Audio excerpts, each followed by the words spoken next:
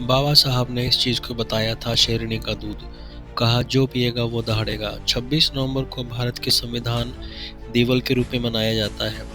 इस दिन भारतीय संविधान को 1949 में स्वीकार किया गया था। इस दिन को याद करते हुए हम भारतीय संविधान के निर्माता डॉक्टर भीमराव अम्बेडकर को श्रद्धांजलि अर्पित करते हैं, जिन्होंने भारतीय समाज को एक नई दिशा दिखाने के लिए अपना अद्वितीय योगदान से इतिहास रचा। बाबा साहब अम्बेडकर ने भारतीय समाज के लिए एक संपूर्ण, समान और न्यायपूर्ण व्यवस्था स्थापित की। डॉक्टर भीमराव अम्बेडकर ने शिक्षा को शेरनी का दूध बताया था। उन्होंने कहा था, इस दूध को जो पिएगा वो दहाड़ेगा। बाबा साहेब का मानना था कि शिक्षा ही गरीब और वंचित समाज को आगे बढ़ने का एकमात्र जरिया है। उन्होंने समाज के हर वर्ग से कहा था कि अपने बच्चों को शिक्षित बनाएं। उनका मानना था कि जिस परिवार में शिक्षा होगी वह कभी अंधेरा नहीं होगा।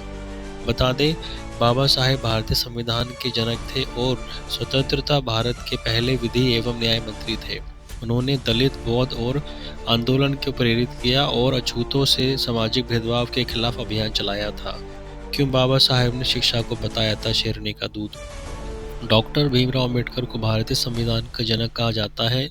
14 अप्रैल को उनकी जयंती देश भर में मनाई जाती है। निचले कुल में जन्म लेने और भेदभाव का सामना करते हुए बाबा साहेब ने अपनी शिक्षा पूरी कर तमाम डिग्री हासिल की थी। भीमराव अम्बेडकर ने आज़ादी की लड़ाई में शामिल होकर भारतीय स्वतंत्र को एक लोकतांत्रिक राष्ट्र बनाने में योगदान दिया था और संविधान निर्माण में अतुल्य भूमिका निभाई। बाबा साहेब ने शिक्षा को सर्वोपरि माना। वो कहते थे, शिक्षा से हर लड़ाई लड़ी और जीती जा सकती है। इसलिए शिक्षित, संगठित और संघर्षकारी रहते हुए समाज के लिए काम करते रहना चाहिए। शिक्षा के महत्व को लेकर बाबा साहेब ने कहा था कि शिक्षा शेरनी का दूध है, जो पिएगा वो दहाड़ेगा, क्योंकि उनका मानना था कि गरीब और वंचित समाज को यदि प्रगति करनी है तो उसका एकमात्र जरिया शिक्षा ही है। शिक्षा को लेकर बाबा साहेब के इन विचारों से पता चलता है कि वे गतिशील व प्रगतिशाली समाज के लिए शिक्षा को कितना अहम मानते थे।